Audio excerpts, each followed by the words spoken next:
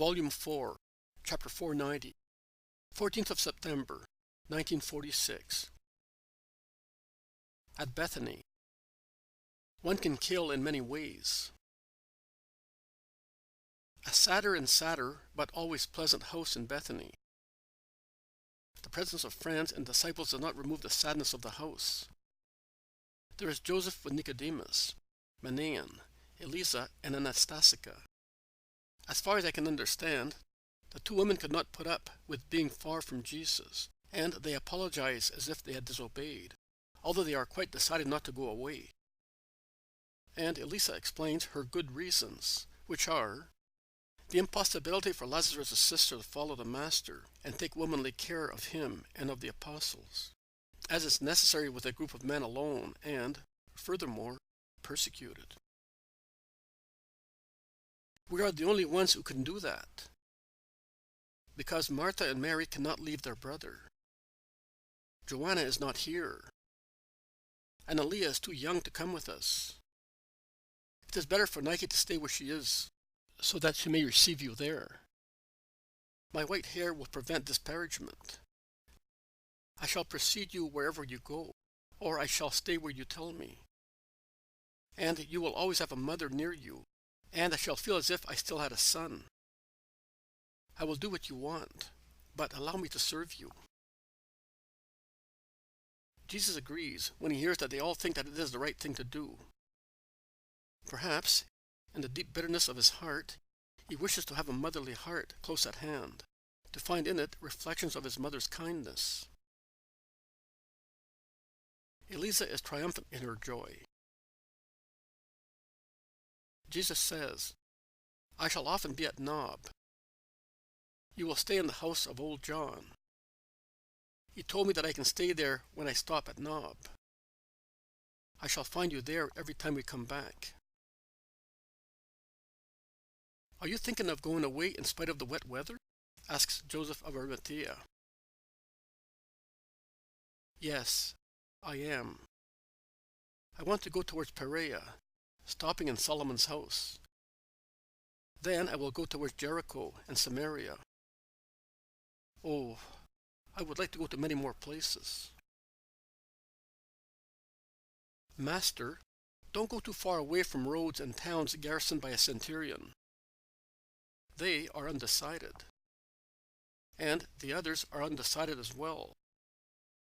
Two fears, two surveillances concerning you, and in turn. But you may be sure that, as far as you are concerned, the Romans are less dangerous.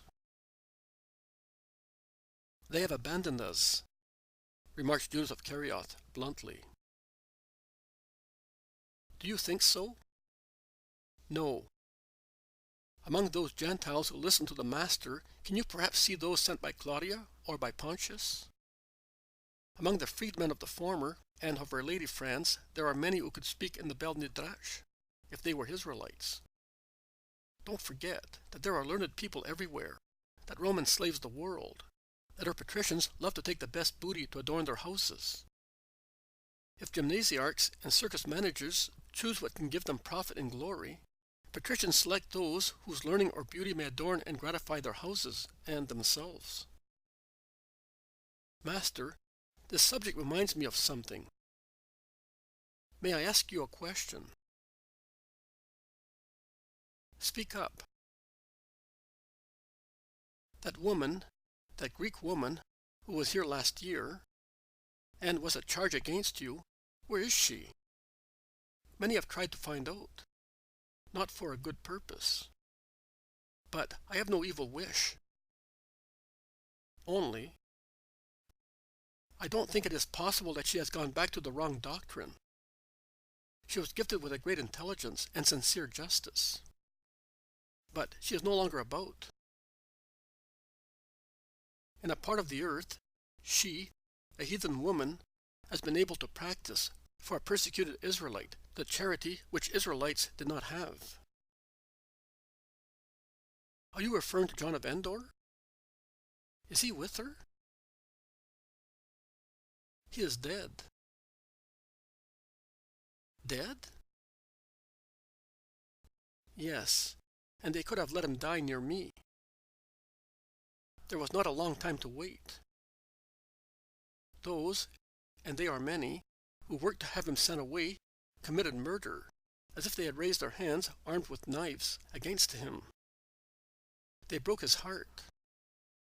And although they know that that is why he died, they do not consider themselves homicides. They do not feel remorse for being so. Brothers can kill in many ways, with weapons and with words, or with some wicked deed, such as informing a persecutor of the place where the persecuted person is, or depriving a poor wretch of his refuge of comfort. Oh, in how many ways one can kill. But man does not feel remorse for that. Man, and that is the sign of his spiritual decline, has killed remorse. Jesus is so severe in speaking those words that no one has the courage to speak. They look at one another stealthily, with lowered heads, and even the best and most innocent ones are embarrassed. After a moment's silence, Jesus says, "No one need inform the enemies of the dead man and mine of what I said, to give them a satanic joy. But should anyone question you, you may reply that John is at peace, with his body in a faraway sepulchre, and his soul in expectation of me." "Did that grieve you much, Lord?" asks Nicodemus. "What? His death?" "Yes." "No, it did not. His death gave me peace because it was his peace. I was grieved, deeply grieved by those who through low feelings informed the Sanhedrin of his presence among the disciples and brought about his departure. But every man has his systems, and only a great good will change instincts and systems. But, I say, he who denounced will denounce again. He who brought about death will bring about death again. But woe to him! He thinks he is winning, whereas he is losing. And the judgment of God is awaiting him. "Why are you looking at me thus, Master?" asks John of Zebedee, becoming uneasy and blushing, as if he were guilty. "Because if I look at you, nobody, not even the most wicked person, will think that you may have hated a brother of yours." It must have been a Pharisee or a Roman. "He supplied them with eggs," says Judas of Kerioth. It was a demon, but he did him good, whilst wishing to harm him. He hastened his complete purification and peace. "How do you know?" "Who brought you the news?" asks Joseph. Does the Master need to have news brought to him? Does he not see the actions of man? Did he not go and call Joanna that she might come to him and be cured? "What is impossible to God?" says Mary of Magdala passionately.